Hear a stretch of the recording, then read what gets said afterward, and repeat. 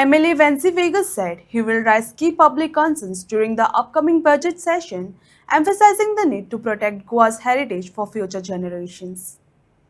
He added that the aim is to be the voice of the people and seek assurance for them through the budget discussions. So ते 27 मार्च 2025 ज्यो वस्तू उलय तेजे कितें तेम सांगपा जाय ते सगल्यांकू आश्वासन दिल्ली आनी कांयच तितून जालें ना.